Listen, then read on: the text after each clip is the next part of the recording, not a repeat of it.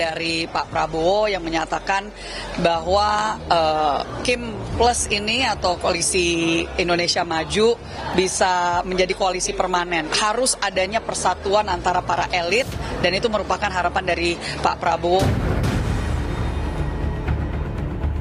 Ya, tentu kita sudah sama-sama di dalam koalisi. Bahkan permintaan Pak Prabowo untuk koalisi permanen sangat baik. Tujuannya cuma satu, kalau semua terlibat, kalau semua menjadi bagian utuh dari pembangunan, maka kita bisa melayani rakyat dengan efektif. Sebenarnya permanen itu supaya tidak ada gonjang-ganjing, supaya programnya Prabowo di masa yang akan datang itu tidak tambal sulam dan tidak pusing-pusing menghadapi orang-orang yang suka protes dan kritis.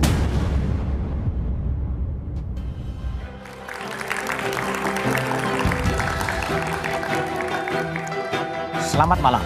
Ketua Umum Partai Gerindra yang juga Presiden Republik Indonesia Prabowo Subianto mewacanakan adanya koalisi permanen hingga 2029 mendatang. Alasannya guna menjaga persatuan. Di sisi lain, ide koalisi permanen ini juga dimaknai untuk mengamankan tiket Prabowo pada Pilpres 2029 mendatang. Karena dihapusnya ambang batas pencalonan presiden bisa jadi ancaman pada Pilpres 5 tahun mendatang. Saat elit politik tengah sibuk membincangkan kekuasaan, ribuan mahasiswa di berbagai kota turun ke jalan, mereka memprotes berbagai kebijakan pemerintahan Prabowo Gibran. Beragam tuntutan disuarakan dalam aksi demonstrasi bertajuk Indonesia Gelap ini. Akankah aksi ini didengarkan atau diabaikan? Lalu apa dampaknya bagi demokrasi jika koalisi permanen terrealisasi? Inilah satu meja The Forum, Prabowo di antara koalisi permanen dan Indonesia Gelap.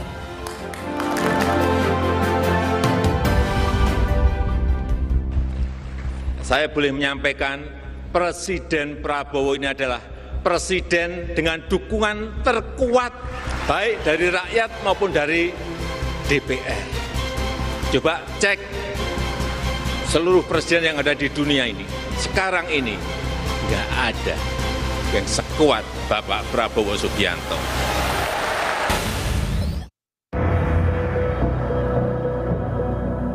Puja-puji antara Presiden Prabowo dan Presiden ke-7 Joko Widodo mengemuka di perayaan hari ulang tahun Partai Gerindra yang ke-17. Hidup Jokowi! Terima kasih, terima kasih, terima kasih Pak Jokowi, terima kasih. Presiden Prabowo juga menyinggung hasil Kongres luar biasa Partai Gerindra yang memintanya kembali maju di Pilpres 2029. Kalau program-program saya tidak berhasil, tidak perlu saudara calonkan saya terus. Saya kalau mengecewakan keputusan rakyat, saya malu untuk maju lagi. Dalam perayaan ini, Prabowo mengumpulkan para ketua umum partai yang tergabung dalam Koalisi Indonesia Maju atau Kim Plus dan menawarkan konsep koalisi permanen. Ya, intinya memperkuat koalisi. Pak Prabowo menawarkan koalisi permanen.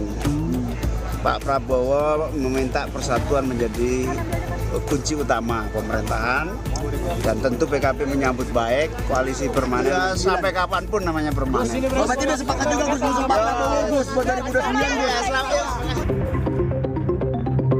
2029. Sementara menurut Ketua Umum Partai Nasdem Surya Paloh, keinginan Presiden Prabowo untuk mempermanenkan koalisi perlu dikaji kembali. Tetapi pada dasarnya itu hal-hal yang baik gitu. Kalau bisa permanen baik, tapi permanen sampai berapa waktu kan? Pasti ada batas waktu. Pengamat menilai langkah Gerindra mempermanenkan koalisi adalah cara untuk mengunci dukungan partai politik demi melanggengkan langkah Prabowo di Pilpres 2029. Pasti ada motif yang sedang dikejar oleh elit Gerindra dan motif itu berkaitan dengan putusan MK yang memberi ruang buat semua partai peserta pemilu untuk mencapreskan. Nah, di situ dengan mengumumkan Pak Prabowo sebagai capres 2029, itu seperti mengunci dukungan dari partai-partai pendukungnya selain Gerindra untuk samikna wa ta'na dengan keputusan Gerindra. Itu yang kemudian menjelaskan gagasan berkaitan dengan koalisi permanen. Sementara elit sibuk mengatur barisan koalisi, ribuan mahasiswa di berbagai daerah turun ke jalan menyuarakan beragam tuntutan. Aksi demonstrasi bertajuk Indonesia Gelap ini mengkritik berbagai kebijakan Prabowo Gibran. Pemerintahan baru berjalan beberapa bulan, namun elit politik sudah bicara soal bagi-bagi kue kekuasaan 5 tahun ke depan. Sementara rakyat sudah mulai gerah dengan berbagai kebijakan pemerintahan Prabowo Gibran. Semoga kritik publik didengarkan dan bisa jadi masukan. Karena republik ini bukan hanya milik segelintir orang.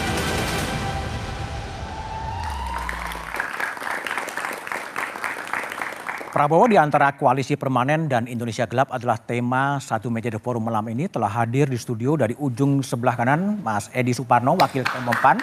Malam. Selamat malam. Juga ada Mas Jazilul Fawait, Wakil Ketua Umum Partai Kebangkitan Bangsa. Mas Lukman Hakim Saifuddin, Gerakan Nurani Bangsa. Dan ada Mas Herianto, Koordinator Pusat BEM seluruh Indonesia. Mbak Profesor Sulistiyowati Irianto, Guru Besar Universitas Indonesia dan pengamat politik Yunarto Wijaya. Kami juga sudah mengundang perwakilan dari Partai Gerindra, namun hingga malam ini tidak ada yang bersedia untuk hadir. Oke, saya mulai dari Mas Herianto dulu.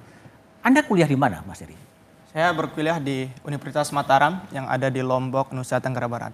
Oke, 2014 Pilpres Anda milih siapa sebetulnya? 2014 saya memilih Prabowo. Milih Prabowo? Milih Prabowo. Ya, 2024. 2024 ya. Saya milih Prabowo. Milih Prabowo. Nah, sekarang ada gerakan demonstrasi itu apa yang sebenarnya dituju Anda? Ini gerakan ini bukan arti kita memilih Prabowo dan diimplementasikan dalam gerakan ya. Ini salah satu sebuah kecintaan kita sebagai mahasiswa dan anak muda. Kita benar-benar mencintai bangsa kita. Karena kalau kita tidak bergerak, maka siapa lagi yang akan menyuarakan perhatian kita. Nah, makanya kenapa kita mengangkat tajuk Indonesia Gelap. Kita khawatir dari pembacaan-pembacaan dan analisis kita, Indonesia ini kita terbawa arus bagaimana krisis ekonomi dan sebagainya. Sehingga barangkali momentum hari ini saya rasa tepat untuk kita suarakan sebelum hal itu terjadi. Itulah kenapa kita bertindak hari ini. Oke, Indonesia Gelap dan tagar kabur aja dulu. Itu sesuatu yang diorkestrasi oleh gerakan mahasiswa atau gimana sebetulnya? Itu adalah implementasi keresahan dari anak muda. Oke. Tajuk Indonesia Gelap diinisiasi oleh gerakan-gerakan mahasiswa.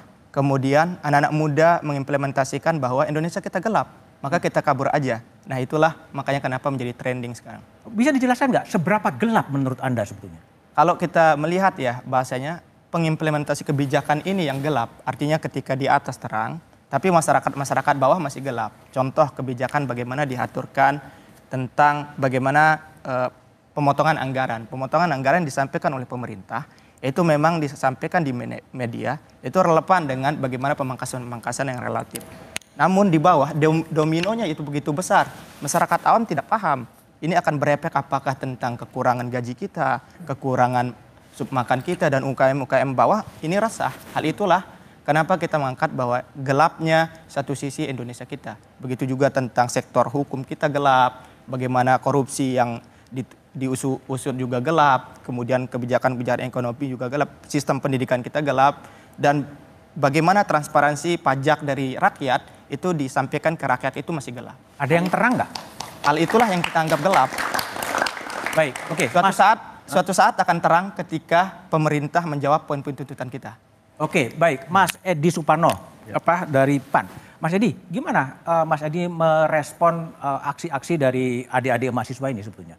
Ya. Gelap dan kemudian kabur aja dulu. Yaudah. Mungkin memang ada pandangan demikian, tetapi saya kira merupakan kewajiban kita, saya dan hal ini dengan teman-teman yang lain juga untuk memberikan pandangan yang berbeda dari sisi yang lain. Bahwa kalau kita melihat segala sesuatu itu dalam kegelapan, kita melihat sesuatu itu dari aspek jalan buntunya, kita mungkin gagal melihat bahwa di ujung terowongan sana ada cahaya. Ada cahaya. Saya daripada kemudian melihat ini dalam kegelapan, saya lebih memilih untuk menyalakan lilin. Nah, menyalakan lilin untuk melihat adanya optimisme. Dan saya melihat di tengah-tengah berbagai permasalahan yang ada, tidak ada negara yang tidak punya permasalahan, selalu ada. Tetapi saya melihatnya segala sesuatu itu dengan sebuah harapan yang besar. Saya ingin membangun harapan. Dan saya kira harapan itu tetap ada, meskipun hal ini kita banyak tantangan, kondisi geopolitik, permasalahan perekonomian, dan berbagai permasalahan yang ada, tetapi saya kira merupakan kewajiban kita untuk bahu-membahu saling membantu. Apalagi kita memiliki sebuah pemerintahan baru yang baru bekerja 100 hari yang lewat. Jadi saya kira kita berikanlah kepercayaan. Toh kita sudah berikan mandat kepada beliau-beliau ini untuk memimpin Indonesia.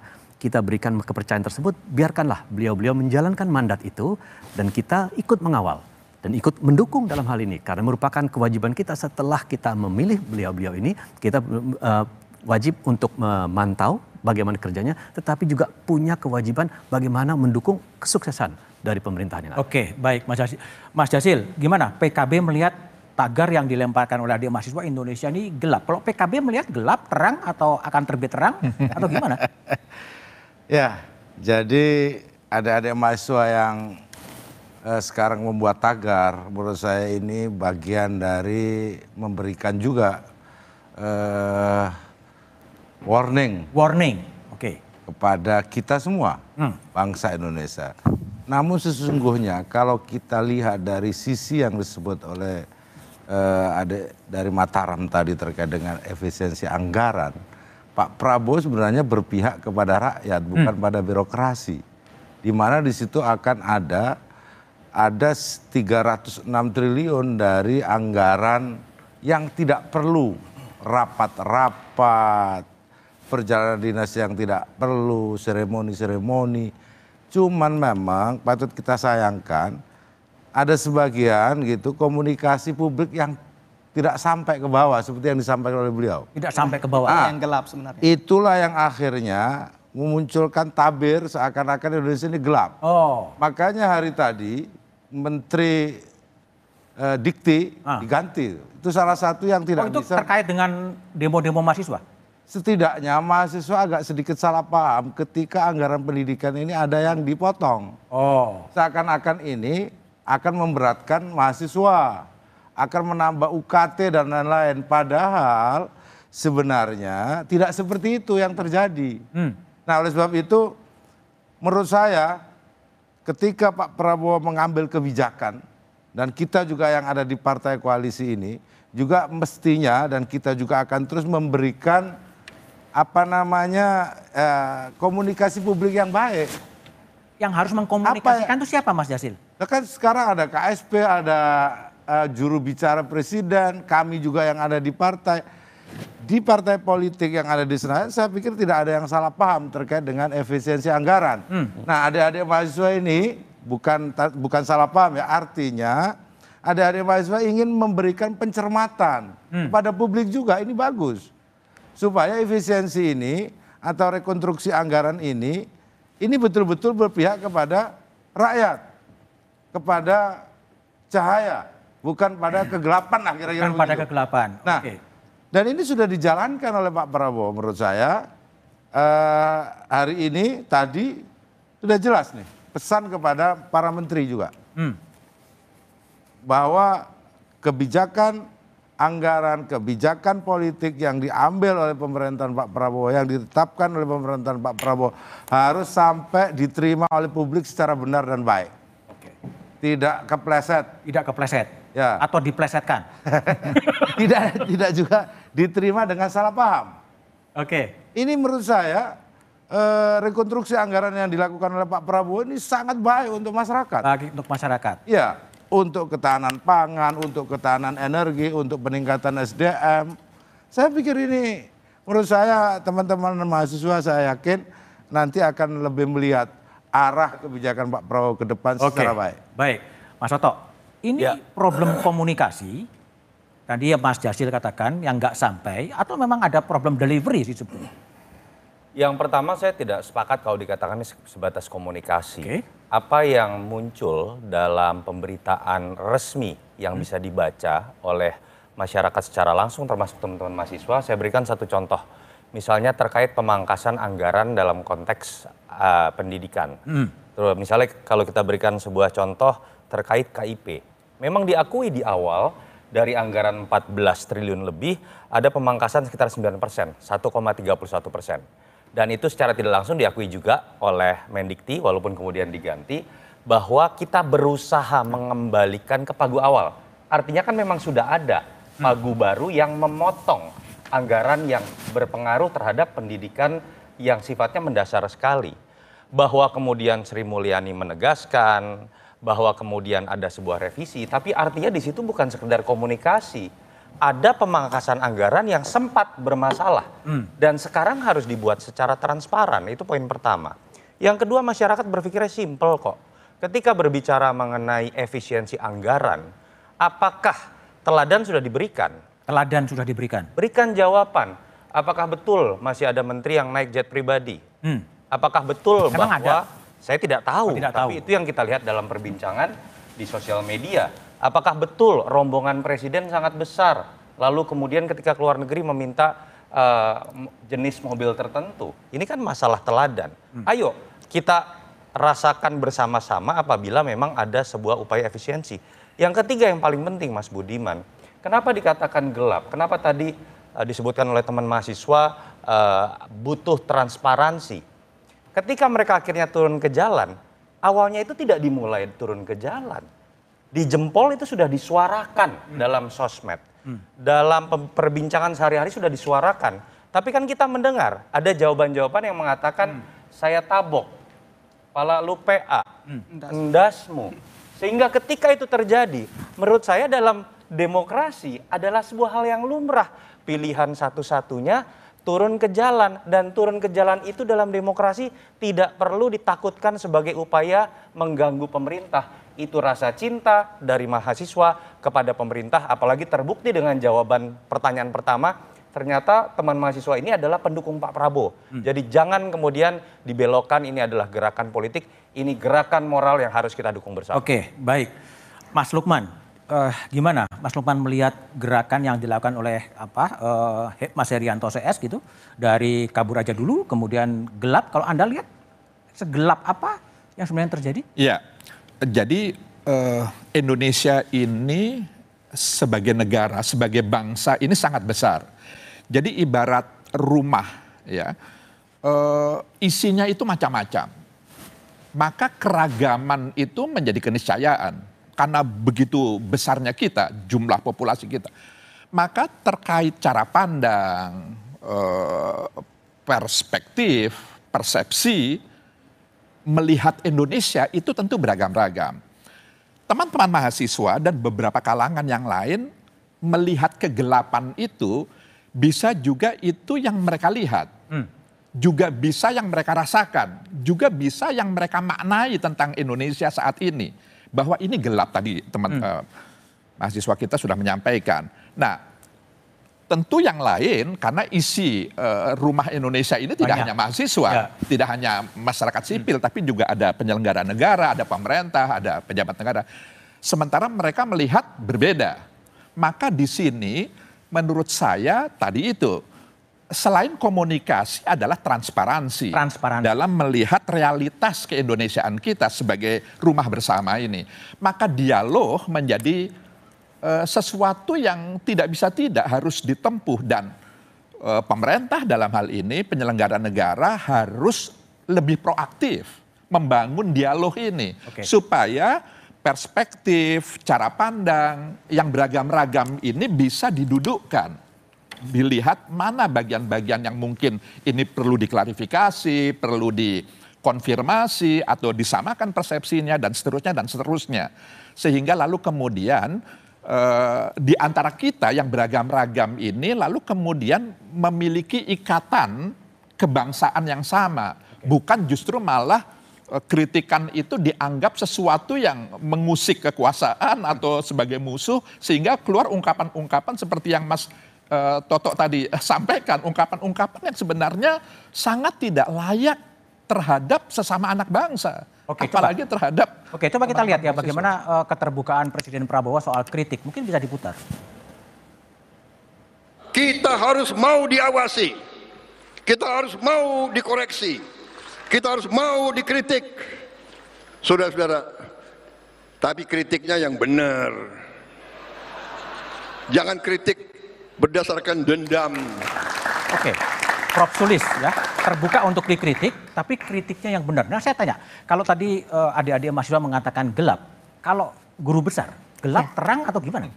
Izinkan saya berbicara mewakili perspektif anak muda karena keseharian saya bersama dengan para mahasiswa ya. Sebenarnya kan ini bukan fenomena yang berdiri sendiri Indonesia gelap, tapi kesinambungan dari putusan MK yang mengatasnamakan anak muda 90, lalu juga ada Indonesia Darurat 22 Agustus tahun lalu, kemudian juga ada kabur aja. Menurut saya ini jangan dianggap sebagai sesuatu yang sangat sederhana, karena ini sebagai pertanda Indonesia tidak baik-baik saja.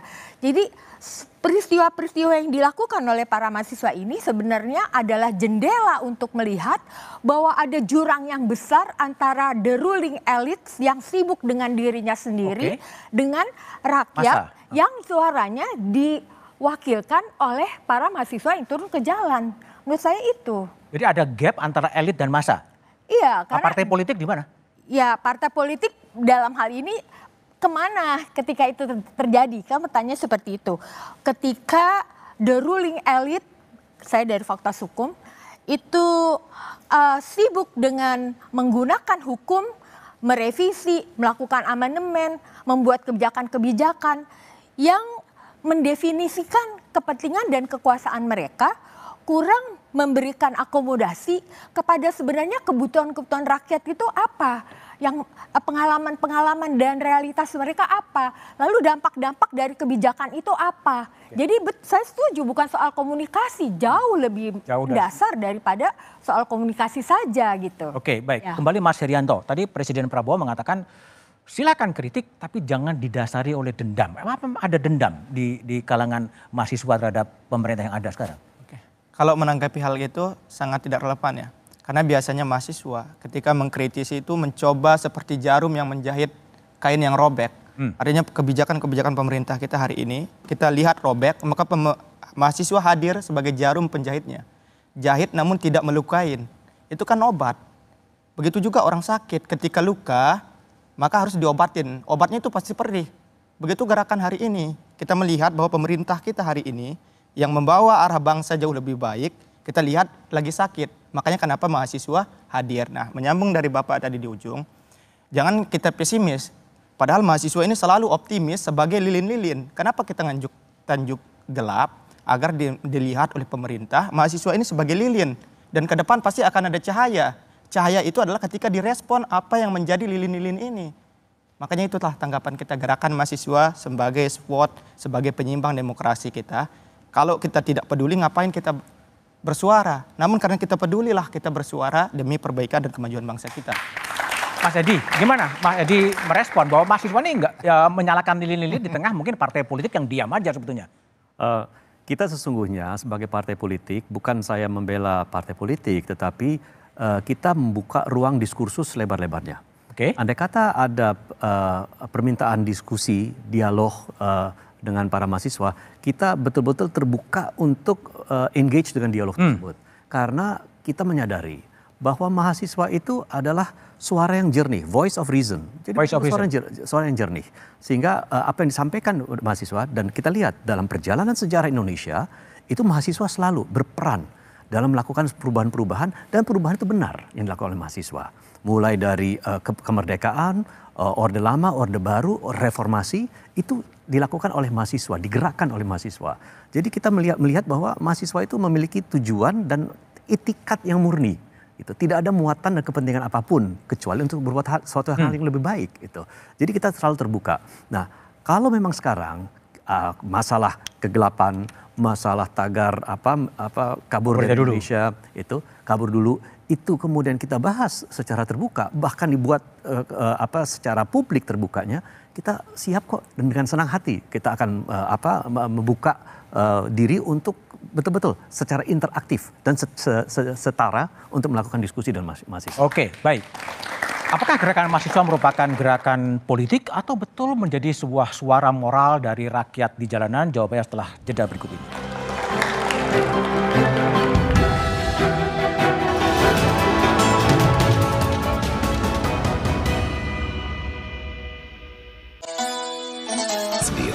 Hanya Diabetes Oli bisa stand by you.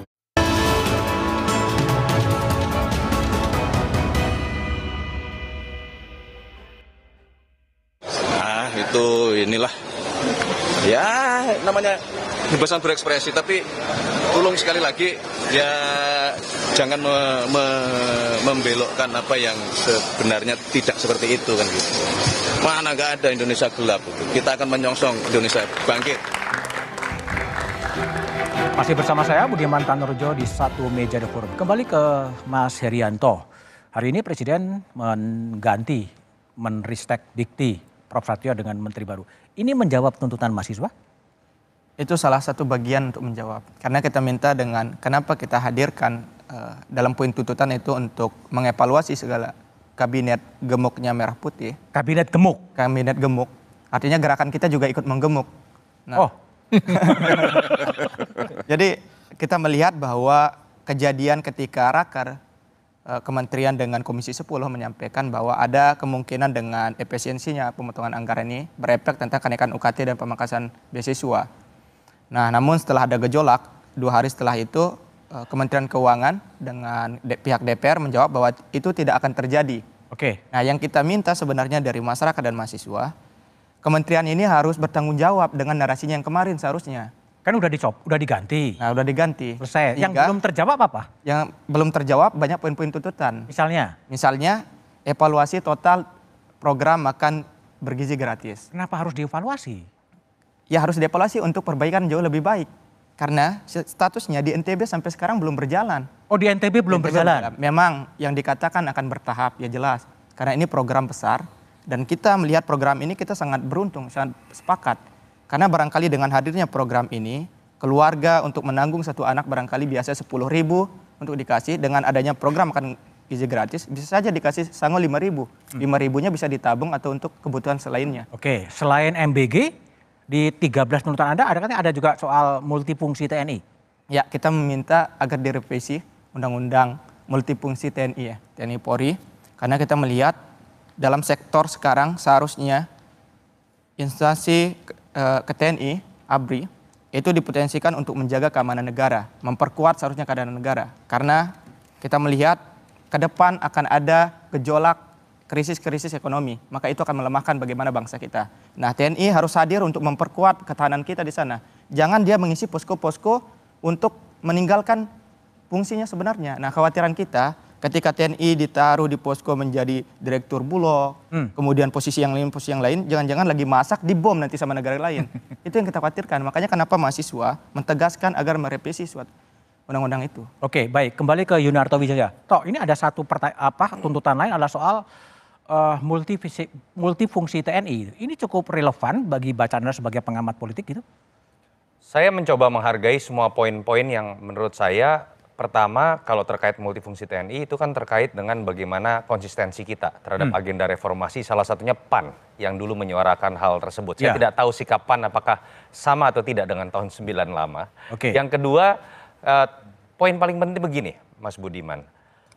Jangan sampai pemerintah siapapun itu, kita bukan hanya berbicara mengenai Pak Prabowo, tapi titik beratnya saat ini terlihat ada sebuah positioning bahwa dialog itu berhenti pada saat kampanye terjadi. Dialog berhenti pada saat kampanye. Ketika kemudian menjalankan program atas nama janji kampanye, dialog itu tidak boleh berhenti. Dialog ketika berbicara mengenai evaluasi MBG, itu adalah persetujuan terhadap MBG.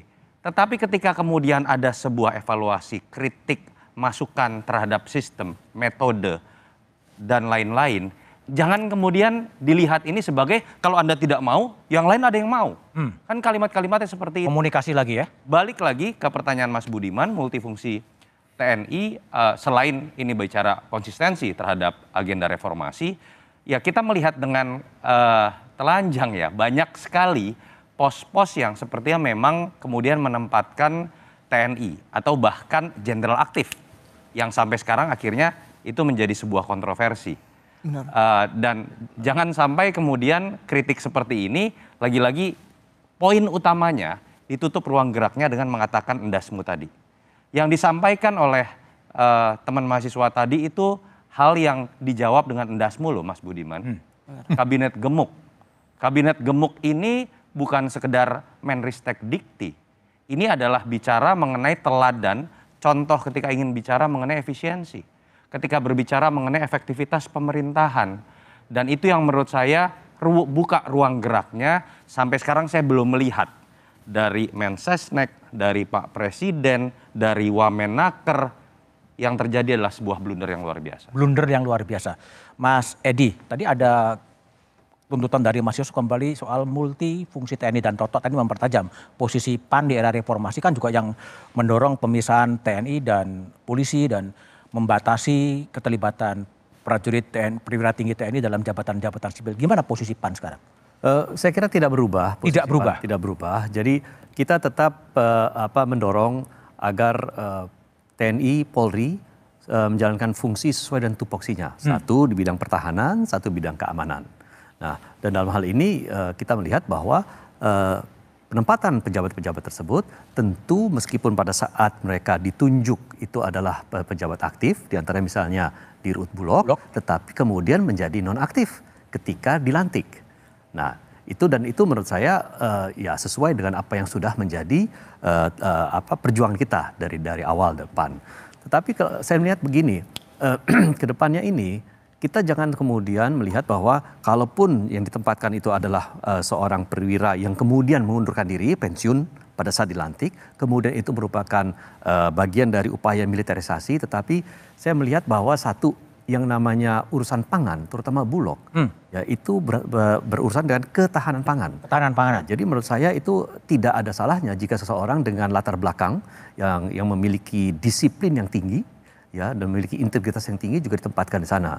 Tetapi memang perlu kita juga soroti bahwa penempatan perwira-perwira aktif itu memang tidak sejalan memang kalau itu dilaksanakan dengan semangat reformasi yang kita usung di tahun 98. Oke, baik. Mas Lukman, kalau Mas Edi mengatakan nggak ada salahnya perwira tinggi TNI menduduki jabatan sipil, khususnya tadi Bulog itu ketahanan pangan. Gimana Mas Lukman lihat? Ya, menurut saya itu problematik ya. Kita ingat salah satu tuntutan reformasi itu adalah menghilangkan dui fungsi ABRI ketika itu belum berubah menjadi TNI. Jadi dui fungsi saja itu sebaiknya dihindari, harus dihindari. Nah sekarang multifungsi, lebih ini lagi, lebih multi. Jadi semua TNI itu kalau aktif ya dia sesuai dengan fungsi dan tugasnya gitu. Jadi kalau ingin menduduki jabatan-jabatan sipil ya dia harus meletakkan keaktifannya di TNI. Demikian pula di Polri. Jadi menurut saya ini persoalan bangsa ini tidak hanya perkara komunikasi atau transparansi semata, tapi ada yang lebih mendasar menurut saya. Jadi ada dua hal saya melihatnya. Pertama adalah tergerusnya atau bahkan tercerabutnya nilai. Nilai-nilai luhur. Misalnya? Nilai-nilai luhur itu bisa berangkat dari nilai-nilai ketuhanan, agama yang kita anut. Karena ini bangsa yang sangat agamis. Yang kedua nilai-nilai dari leluhur kita. Misalnya tentang keadilan. Apa yang dibicarakan ini semuanya ini kan nilai keadilan yang tercerabut gitu, nilai-nilai kemanusiaan itu, dan banyak semua yang terkandung dalam Pancasila kita ini sekarang menguap entah kemana ini nilai-nilai ini. Jadi menurut saya itu tantangan pertama yang dihadapi bangsa ini. Yang kedua adalah ikatan kebangsaan kita yang juga mulai memudar. Bahwa seperti yang saya katakan, kita ini diikat di tengah-tengah kemajemukan keragaman kita diikat dalam ikatan kebangsaan karena kita sebangsa, setanah air. Maka nilai-nilai luhur itu mestinya tidak hanya menjadi pijakan, tapi juga menjadi arah orientasi kemana kita semua hendak menuju. Sehingga ketika ada kritik, jangan dianggap ini musuh, jangan dianggap ini teman sebangsa. Masa mahasiswa anak-anak kita dianggap sesuatu yang berbeda, outsider dari kita. Justru ini anak-anak kita sedang menyampaikan cara pandangnya, perspektifnya, persepsinya yang boleh jadi tidak sama dengan kita yang kebetulan mendapatkan amanah sebagai penyelenggara negara. Maka yaitu pendekatan sebagai satu bangsa menurut saya ini harus ditumbuh kembangkan lagi karena ini mengalami pemudaran yang menurut saya serius. Gitu. Oke, baik, Prof. Sulis, ada pemudaran terhadap nilai-nilai etika. Gimana Prof lihat? Ya, saya melihatnya dari perspektif semacam ini. Jadi tadi saya bilang ruling elite itu sedang sibuk dengan dirinya sendiri membuat berbagai macam kebijakan, mengamandemen macam-macam instrumen hukum. Itu cara-caranya adalah juga dengan membangun kesadaran-kesadaran palsu yang ini demi rakyat selalu dipakai, demi anak muda selalu dipakai. Yang sebenarnya saya melihat itu adalah bagian dari kekerasan budaya sih. Jadi nilai-nilai kekerasan budaya? Iya, karena nilai-nilai yang kita yakini sebagai kebenaran, keadilan, kebaikan yang sudah tadi disampaikan oleh Mas Lukman itu yang ada dalam ajaran-ajaran sejarah pendiri bangsa dan kita semua diajarin oleh sekolah dan masyarakat. Itu seperti akan digantikan dengan nilai-nilai abnormalitas yang akan dipaksakan menjadi nilai-nilai kenormalan. Misalnya ya soal tadi MBG, kan kita harusnya belajar ada Commission on Legal Empowerment misalnya yang anggotanya 26 negara, ada Indonesia juga, Ibu Erna Witoelar, menemukan ada 4 miliar orang di seluruh dunia hidup dalam kemiskinan. Bukan karena persoalan ekonomi, tapi karena persoalan terlempar dari keadilan, terlempar dari urusan-urusan hukum. Artinya tidak cukup tersedia berbagai macam instrumen hukum dan kebijakan yang mengakomodasi orang-orang miskin itu. Tidak cukup ada ruang-ruang bagi mereka untuk didengar suaranya dalam proses-proses pengambilan kebijakan dan perumusan hukum. Akibatnya apa yang dirumuskan tidak sampai, yang diharapkan itu tidak didapat, tetapi yang tidak diharapkan justru itulah produk-produknya didapat. Oke, baik, Mas Jasil kembali. Ya. Heri tadi mengatakan besok akan ada unjuk rasa yang cukup besar katanya gitu. Apa yang Anda sarankan kepada pemerintahan Pak Prabowo untuk menanggapi aksi tadi ada multifungsi TNI, ada MBG, ada kabinet yang terlalu gemuk gitu? Ya, seperti disampaikan oleh Mas Heri kan sebagian tuntutan juga sudah dipenuhi. Yang Mendikbud. Itu artinya Pak Prabowo mendengarkan. Oke. Pemerintah bekerja dan mendengarkan. Nah, oleh sebab itu kami dari PKB tentu selama ini kami terbuka untuk mendapatkan masukan dari teman-teman muda, teman-teman mahasiswa. Dan saya berharap jajaran pemerintah di eksekutif ketika dia ada masalah, menjawab masalah-masalah publik, itu tidak banyak celometan. Celometan? Tidak berbeda A, B, sejak pagar laut, sejak PPN, sejak yang lain gitu. Itu kadang antar satu dengan yang lainnya tidak sama. Kok bisa ya? Harapannya saya berharap pemerintahan atau visi Pak Prabowo ini yang sedang getol-getolnya beliau ingin realisasikan supaya tidak disalahpahami. Jadi saya kembali lagi, sebenarnya penghematan anggaran ini mestinya dipandang Pak Prabowo sedang memihak kepada rakyat. Mestinya bahwa tadi yang disebut dengan MBG mungkin dievaluasi, oke, memang perlu dievaluasi. DPR juga menyampaikan itu dari sisi pelaksanaannya. Tapi dari sisi tujuan, Pak Prabowo itu sebelum jadi presiden, Pak Prabowo sudah nyampaikan. Ya. Saya tidak ingin rakyat Indonesia ada yang lapar. Nah itu kan bagian dari visi. Cuman untuk melendengkan visi itu tidak cukup Pak Prabowo sendirian. Semua juga harus ikut terlibat. Seperti disampaikan oleh Pak Lukman dan Ibu itu soal etika dan lain-lain. Itu tanggung jawab siapa? Bukan hanya tanggung jawab pemerintah. Bukan hanya tanggung jawab Pak Prabowo. Tanggung jawab mahasiswa, DPR, dosen, pengamat, semua punya tanggung jawab. Semua bertanggung jawab. Yang sama ketika soal keadilan itu dilanggar. PKB juga sama sebagai partai. Cuman bedanya memang era yang lalu dengan hari ini. Dulu itu biasanya banyak disebut relawan-relawan. Sekarang nggak ada itu relawan-relawan tuh. Oh, nggak ada ya? Banyak.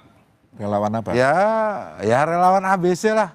Pak Prabowo lebih menghargai partai hari ini. Partai. Oke. Mania-mania itu masih ada. Iya pasti ada lah, Wamen tapi lagi. tidak seperti ketika zaman-zaman dulu. Itu artinya Pak Prabowo ingin ada sesuatu yang berbeda di dalam pemerintahannya itu. Oleh sebab itu terbuka dari ibu dosen, dari mahasiswa memberikan kritik kepada Pak Prabowo, memberikan kritik kepada pemerintahan. Dan tanggung jawab soal keadilan, etika, kebenaran itu bukan di tangan Pak Prabowo semata. Bukan tanggung jawab di tangan pemerintah semata. Itu tanggung jawab di tangan ulama, tanggung jawab di tangan dosen, mahasiswa. Tanggung jawab ketika pengelolaan anggaran salah satunya ada di DPR. Makanya kita paham betul ini belum selesai pembahasannya di DPR. Ketika ada refocusing, rekonstruksi anggaran itu belum dikembalikan. Itu belum dikembalikan. Nanti kami fraksi PKB akan ngotot bahwa anggaran pendidikan kalau perlu dilebihkan dari yang ada. Ini kan sedang di refocusing. Gitu. Hasil refocusing itu 306 triliun kurang lebih. Yang dihemat. Dan itu menyangkut semua kementerian disampaikan oleh Mas Toto tadi. Ini faktanya ada yang dipotong, iya. Itu semua kementerian ada yang dipotong. Pak Jazilul bisa nggak dijelaskan itu sebenarnya efisiensi itu untuk apa sih dananya sebenarnya? Sampai 300 triliunnya itu sebenarnya untuk urgensi apa? Pemerintah sampai hari ini belum menyampaikan kepada DPR. Itulah yang gelap. Mahasiswa. Belum menyampaikan. Yang disampaikan kepada DPR dan dirakerkan bersama menteri itu terkait dengan refocusing anggaran.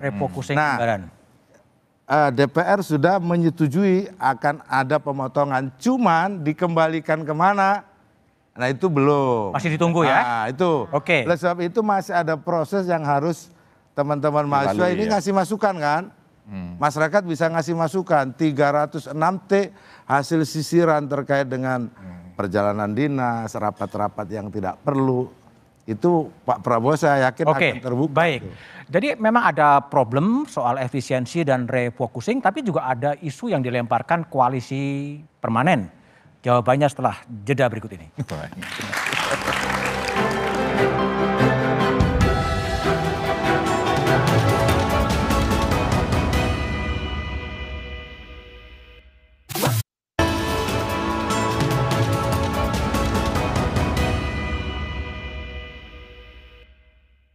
Boleh dong Pak, soal adanya koalisi permanen yang kayaknya nih buat mengamankan Pak Prabowo di Pilpres berikutnya.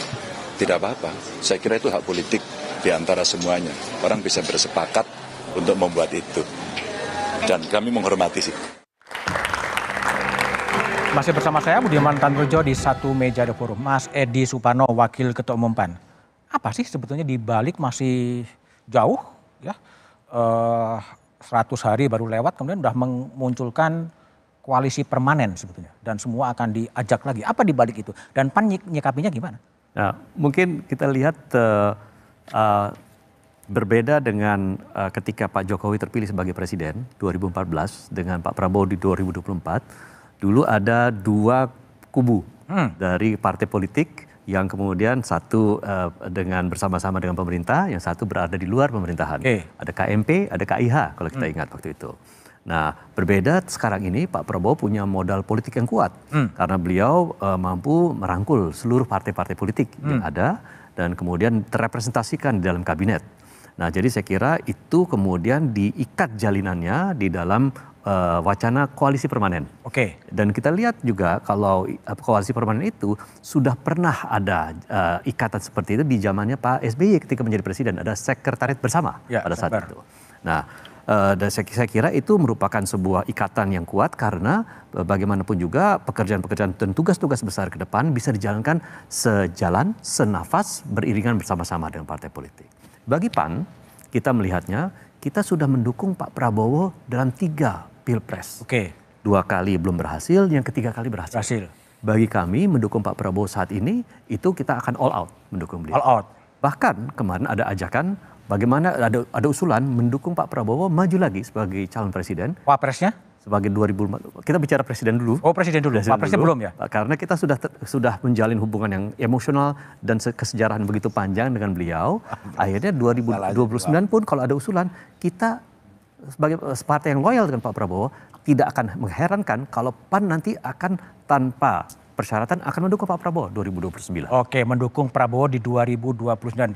Gus Jazil, PKB gimana? Kalau Cak Muhaimin kan mengatakan apa tuh, kembali lagi lah kira-kira. Ini apa?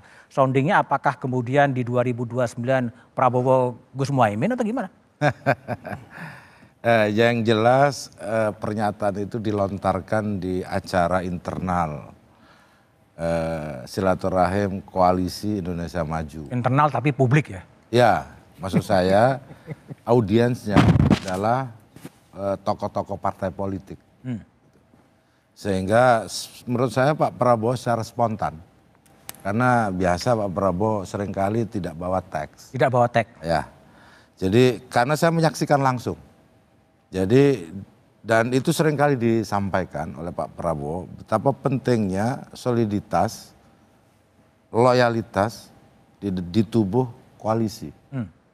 Nah, ketika itu beliau menyampaikan koalisi permanen dimaknai sebagai cara agar pemerintahan ini berjalan lebih efektif, tidak hiruk pikuk, utamanya di partai-partai. Dan menurut saya bukan hanya sekali ini saja, Pak Prabowo sempat juga menyampaikan udah pemilihan di tingkat DPRD aja untuk bupati dan lain-lain, ini ada banyak ketua-ketua umum partai. Nah, maksud saya apa? Koalisi permanen bagi kami PKB bukan hanya sekedar spontanitas dan omong-omong. Menurut saya ini sesuatu yang penting untuk diwujudkan dalam kerangka mempercepat kesejahteraan. Diwujudkan, tapi dulu kan pengalaman PKB kan dirada di luar juga kan, terus masuk gitu. Ya, justru di situ pentingnya. PKB selalu di dalam koalisi dan di situ jangan sampai ada pengalaman menjadi kerikil di dalam sepatu. Ini ada juga gejala gitu ya? Dulu, sekarang enggak? Ini belum saya lihat. Oh, belum saya lihat. Makanya apa yang disampaikan oleh Pak Prabowo bisa juga menjadi test the water. Oh, test the water. Partai-partai yang ada di barisan koalisinya. Test the water itu gimana, Mas? Ya kan ini disebut koalisi permanen. Oke. Tentu ada langkah-langkah yang bisa diwujudkan. Misalkan ada di situ dibentuk sekretariat bersama partai koalisi, ada agenda-agenda yang memang dirumuskan lebih detail. Kalau menurut saya apa yang disampaikan masih sangat umum. Tetapi idenya ini ingin membangun soliditas di antara partai-partai pendukung agar agenda-agenda yang sudah diputuskan ini bisa dijalankan baik di parlemen maupun di eksekutif. Oke, jadi setiap keputusan presiden di parlemen oke-oke aja kira-kira gitu ya? Tentu tidak seperti itu. Tidak seperti itu. Kita coba dengar ya bagaimana Ketua Umum Nasdem Bang Surya Paloh merespon koalisi permanen. Kalau bisa permanen baik, tapi permanen sampai berapa waktu kan? Pasti ada batas waktu ya. Ya kan? Apakah 2 kali pemilu, 3 kali pemilu, 4 kali pemilu, 5 kali pemilu dan sebagainya ya. Oke, Yunarto Wijaya yang cukup sering berpartner dengan Bang Surya. Tadi kan mengatakan permanen mau sampai kapan? Yang Anda baca dengan Bang Surya apa ini sebenarnya? Nasdem mau gimana kira-kira? Menurut saya itu mungkin cara Bang Surya secara implisit bicara secara kritis ya. Dengan atas nama tenggat waktu. Secara tidak langsung Bang Surya yang mengatakan dan pemahaman saya. Nggak setuju. Tidak ada yang namanya koalisi permanen. Tidak ada kecuali kepentingan ya. Kan satu saja negara dengan sistem presidensial di dunia yang bisa membangun koalisi atau sistem koalisi permanen. Yang kedua, kita bisa bantah kok kalau dianggap pernah ada Setgap dulu namanya, zaman Pak SBY jilid 2. Saya ingat sekali bahkan hafal angkanya, kekuatan parlemennya 75,34%. Faktanya apa?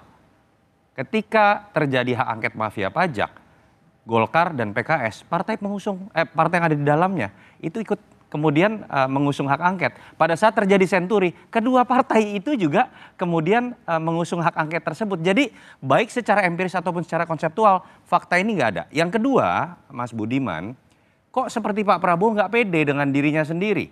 Pertanyaan saya, apa sih yang kemudian membedakan ketika nanti sudah ditambahkan embel-embel permanen dengan tidak. Artinya Pak Prabowo seakan-akan dengan 80% lebih kekuatan koalisi yang sudah dibangun masih nggak pede.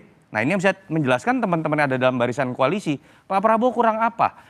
Menguasai 80% lebih parlemen, menang lawan 2 pasang calon dengan 58%, jauh mengalahkan performa dari yang namanya Jokowi saat melawan Prabowo.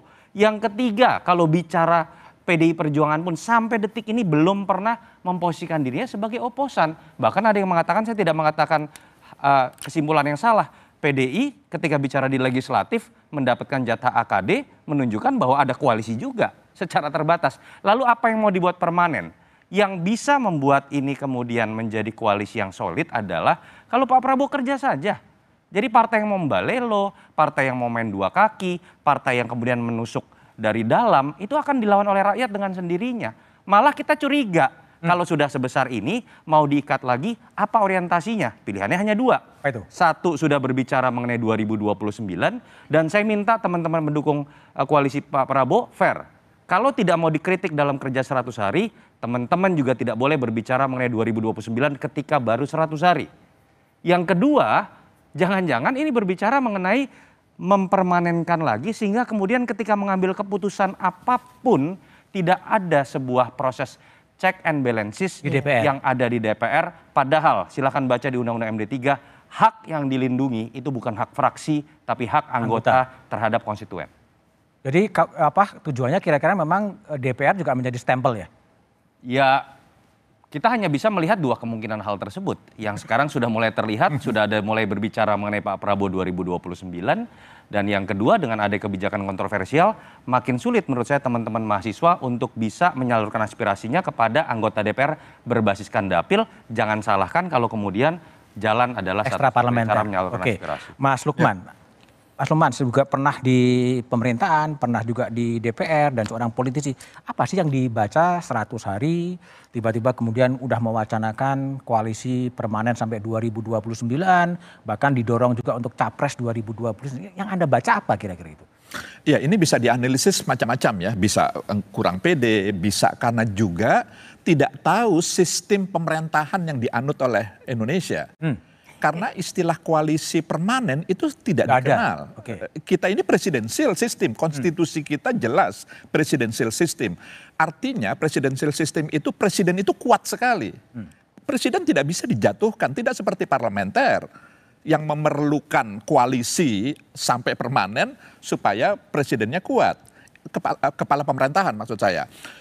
Di kita presiden itu kuat sekali, jadi istilah koalisi itu tidak dikenal, baik dalam teori maupun dalam praktek dalam banyak negara. Nah yang kedua, ini juga menunjukkan betapa krisis nilai itu memang di depan mata. Krisis nilai? Krisis nilai, ini kan baru 100 hari pemerintahan ini. Kok sudah bicara 2029? Kok sudah ingin membangun koalisi permanen? Dan ini kan wacana elit. Ini kan koalisi permanen itu kan wacana penguasa. Kan rakyat lalu kemudian menilai, oh kok begitu ya para penyelenggara negara ini. Kan mestinya, apalagi baru 100 hari, orientasinya harus ke rakyat. Program-program apa yang bisa menjawab persoalan-persoalan real masyarakat kita. Tidak lalu kemudian 2029 apalagi dengan membangun koalisi permanen. Jadi ini memang tidak hanya problem tentang sistem pemerintahan kita yang presidensial, tapi juga karena tadi itu rasa yang tidak digunakan. Jadi kepekaan, sensitivitas. Misalnya contoh tagar kabur aja dulu itu. Itu kan direspon oleh sebagian pejabat kita dengan sedemikian rupa yang sangat menyakitkan kan. Dicap tidak nasionalis, dicap lalu kemudian kalau perlu jangan balik lagi, misalnya begitu. Jadi memang ada problem nilai, ada problem kepekaan, penggunaan rasa. Jadi saya pikir ini harus menjadi evaluasi kita bersama gitu. Baik, Prof. Sulis. Prof. Sulis kalau lihat, jadi Mas Lukman mengatakan ada krisis nilai, ada juga mungkin kalau PD seharusnya tetap PD ya, 80%. Apa yang Anda baca? Apakah memang karena putusan MK itu kemudian presidensial menjadi 0 gitu? memunculkan calon-calon alternatif atau gimana? Ya, terima kasih. Sebelumnya koalisi permanen itu yang dikatakan agar tidak gonjang-ganjing demi kesejahteraan rakyat dan lain-lain itu adalah contoh yang sangat nyata bagaimana kesadaran palsu itu disebarkan ke masyarakat sementara the ruling elite sibuk sendiri dengan membuat program-programnya yang apakah program-program itu cocok dengan warga masyarakat. Misalnya bicara saja soal keadilan. Di Indonesia itu kita semua melihat jurang antara di upper class yang layernya banyak, middle class layernya juga banyak, lower class yang layernya banyak, sehingga jurang antara yang paling kaya dengan yang paling miskin itu sungguh-sungguh tidak terjembatani. Dalam hal ini harusnya kan program-program pengentasan kemiskinan, pemerataan dan lain-lain itu belum kita bisa bilang justice for all, belum bisa. Tapi harus justice for the poor, justice for disadvantaged group yang secara afirmatif harus diberikan kepada mereka. Justru kepada mereka yang kaya nggak perlu mereka makan gratis, nggak perlu mereka diberikan program-program karena dari mereka itu harusnya diakumulasi pajak-pajak yang setara dengan apa yang mereka sudah nikmati, misalnya mengupayakan tambang sumber daya alam itu apa returnnya buat negara ini. Dengan demikian akan terjadi keseimbangan uang-uang dari orang-orang terkaya ini dan saya kira mereka sangat sukarela kalau diminta itu akan bisa mendanai program-program gitu. Jadi bukan justice for all. Kita belum sampai ke situ. Mungkin tahun 2045 juga belum kita, masih banyak lapisan-lapisan. Okay. Jadi itu yang harus sungguh-sungguh diperhatikan oleh para elit ini gitu. Elit. Ya. Oke, jadi gimana? Ini semacam ketakutan dari Pak Prabowo gitu untuk mengamankan dukungan, mengunci dukungan atau gimana? Kalau Prof Sulis lihat. Soal permanen itu, ya secara mudah kita melihat ya bahwa mereka tuh mau mempertahankan power, kekuasaan karena kekuasaan itu akan memberikan privileges, hak-hak istimewa dan semakin banyak hak-hak istimewa akan semakin mudah untuk mendapatkan akses kepada sumber-sumber kesejahteraan termasuk sumber-sumber daya alam.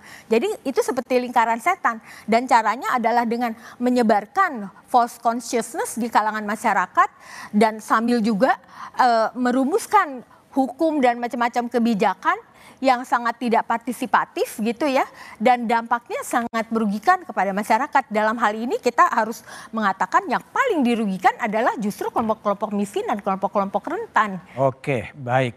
Koalisi permanen mulai diwacanakan. Lalu bagaimana dengan nasib masa depan demokrasi di Indonesia? Kita jawab setelah jeda berikut ini.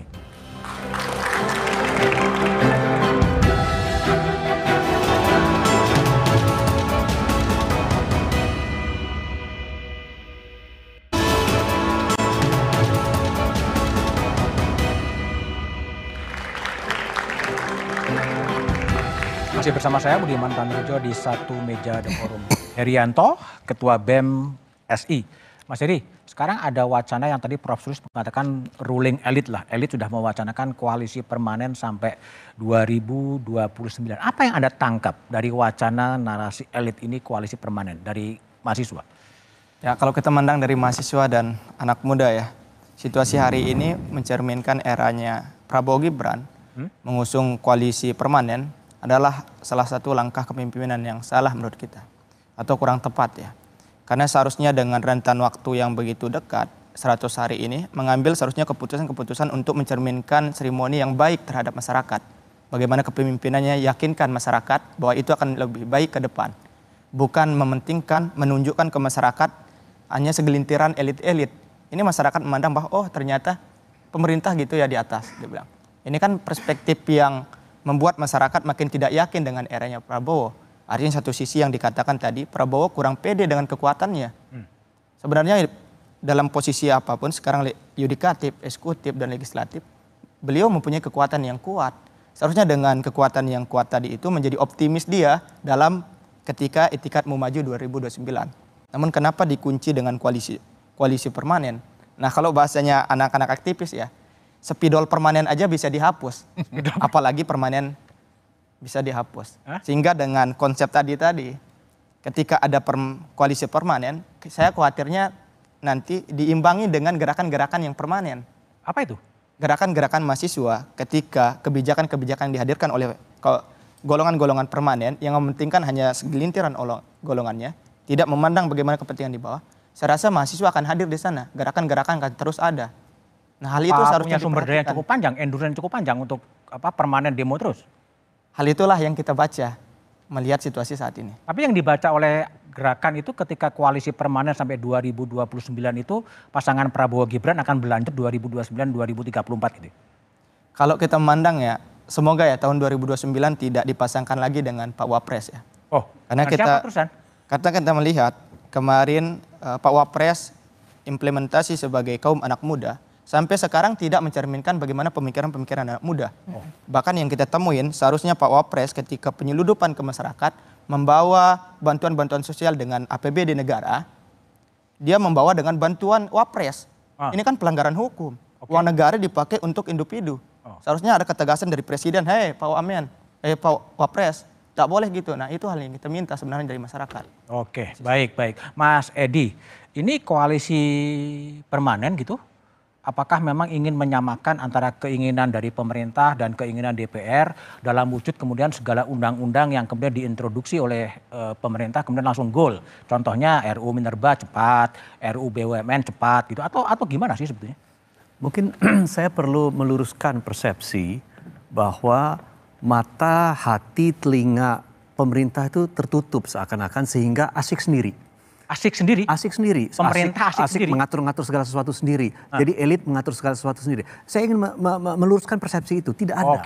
Tidak ada itu. Tidak ada? Tidak ada sama sekali. Justru saya lihat sekarang ini keterbukaan, ya, ruang kritik itu dibuka selebar-lebarnya. Diskursus itu diberikan kesempatan seluas-luasnya. Buktinya saja begini Mas. Satu, ketika rame-rame PPN 12% mau naik, itu ternyata dibatalkan kok. Begitu banyak, ketika begitu banyak respons negatif dari pemerintah. Ketika kemudian kita bicara mengenai LPG 3 kg yang sempat ricuh di lapangan, Pak Prabowo langsung mengatakan bahwa harus dijual kembali di pengecer. Itu respons yang betul-betul cepat oleh beliau. Bahkan sekarang ini, hari ini kalau kita bilang bahwa pemerintah itu asik berpikir untuk dirinya dan kelompoknya sendiri, hari ini masyarakat masih banyak mendapatkan bantuan dukungan secara umum ya dalam bentuk misalkan begini. Sekarang ini yang namanya subsidi sangat besar. Subsidi energi, subsidi BBM, subsidi LPG, subsidi listrik. Jadi maksudnya begini, keberpihakan terhadap masyarakat itu sangat besar dan sangat diperhatikan. BLT, bansos masih sangat besar. Nah, kalau tadi yang ditanyakan kepada kami, apakah kemudian koalisi itu permanen itu kemudian bertujuan untuk membuat segala sesuatunya itu bisa menjadi cepat demi kepentingan elit, itu saya katakan begini. Pembahasan RUU Minerba, revisi RUU Minerba saja itu melibatkan partisipasi masyarakat, ahli, akademisi masih dilibatkan di situ. Dibuka ruang diskursus untuk kemudian menerima masukan, menerima kritikan yang juga luas. Begitu pula dengan rancangan undang-undang lainnya. Kita pasti, jadi gini Pak, DPR dikritik ketika dikatakan bahwa DPR nggak produktif. 1 tahun hanya bisa menghasilkan sekian legislasi. Tetapi ketika kita melahirkan legislasi, dikritik juga. Kenapa ekspres dilakukannya? Padahal setiap legislasi itu melibatkan partisipasi masyarakat seluas-luasnya, Mas. Oke, baik. Yunarto Wijaya. Tadi kalau alasannya kan PPN didengar, LPG didengar. Tapi Anda baca ini memang diorkestrasi supaya begitu atau gimana? Testing the water atau gimana? Kalau nggak viral didengar nggak? Kalau nggak viral nggak didengar. Nah itu. Jadi perbedaan persepsi antara apa yang sudah diyakini benar oleh pemerintah dengan sebagian masyarakat yang tidak puas, itu di setiap rezim terjadi. Bagaimana cara meresponnya, itu yang menurut saya menjadi catatan kritis. Jangan kemudian direspon dengan cara memberikan ungkapan-ungkapan yang seakan-akan yang mengkritik adalah musuh, tidak ingin membangun bangsa bersama-sama. Itu poin pertama. Jangan direspon juga perbedaan pendapat dalam konteks membangun negeri, ketika semua partai harus diajak masuk dalam barisan koalisi. Dan ketika ada partai yang tidak ingin ke dalam barisan koalisi, lalu dianggap tidak ingin membangun bangsa bersama-sama. Jangan kemudian diselesaikan dengan cara membangun yang berisik di bawah, yang menuntut di bawah, yang mau dibangun koalisi kemesraannya malah di atas dengan mengatasnamakan permanen. Ketika itu yang terjadi dalam sejarah politik, sebuah upaya membangun koalisi sebesar-besarnya itu selalu berujung pada kekuatan elit yang meningkat. Dan ketika kekuatan elit terlalu besar tidak diimbangi oleh adanya oposisi dan dibukanya saluran untuk kemudian berdialog, itulah semi otoriter, bahkan bisa cenderung mengarah kepada otoriter. Dan saya tidak berlebihan mengungkapkan itu, bahkan saya sekarang ingin kemudian menagih janji kepada partai-partai yang menurut saya harusnya konsisten terhadap agenda reformasi. Pernah loh Pak Prabowo mengungkapkan dalam konteks pilkada bahwa karena biaya mahal, karena adanya money politik, kenapa tidak dibuat tidak langsung juga? Apa yang tadi kita takutkan dengan kecurigaan mengenai koalisi permanen yang membuat jarak semakin jauh, yang sangat elitis, yang sangat oligarkis, kalau puncaknya kemudian dibenarkan, dijustifikasi oleh perubahan sistem, terutama pilpres yang dibuat tidak langsung dan hanya diserahkan kepada partai-partai, menurut saya demokrasi dan reformasi kita selesai. Dan saya berharap PAN dan PKB yang hadir di sini berani menjamin mengenai konsistensi terhadap pemilu langsung yang sudah kita sepakat. Oke, Mas Basil, ini tadi Mas Toto saya simpulkan bahwa reformasi itu bisa selesai atau ada orang mengatakan sudah selesai sebenarnya. 6 tuntutan reformasi sudah dinormalisasi kembali ke tahun 1998. Betulkah seperti itu sih? Apa yang disampaikan oleh Mas Toto dan teman-teman yang lain ya, menurut saya memang kritik pendapat dari masyarakat pro kontra itu biasa saja. Itu normal di setiap rezim.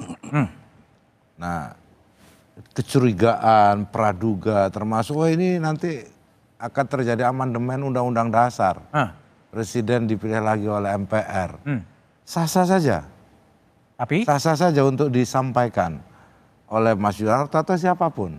Yang jelas kami tidak tuli, PKB tidak tuli juga. Kita ini ada di dalam koalisi tapi kami tidak tuli. Kami tetap akan mendengar aspirasi, kami tetap juga akan mendengar masukan, kami juga akan membaca arah sejarah. Kami juga tidak ingin dipersalahkan di dalam sejarah. Oleh sebab itu menurut saya terkait dengan koalisi permanen ini, tidak usahlah dengan nada yang berlebihan, saya gitu, kecurigaan yang berlebihan. Toh ini cuma wacana, belum tentu juga dikerjakan. Bukan udah jalan? Kan baru wacana itu. Baru wacana? Baru wacana. Oke. Yang jelas fakta politiknya memang sekarang di parlemen ini, kami juga kan baru datang belakangan juga. Itu artinya Pak Prabowo juga terbuka kan untuk berkoalisi dengan kami yang juga berbeda ketika itu. Saya pikir itu penghormatan, bukan apa namanya membuat oligarki atau apapun.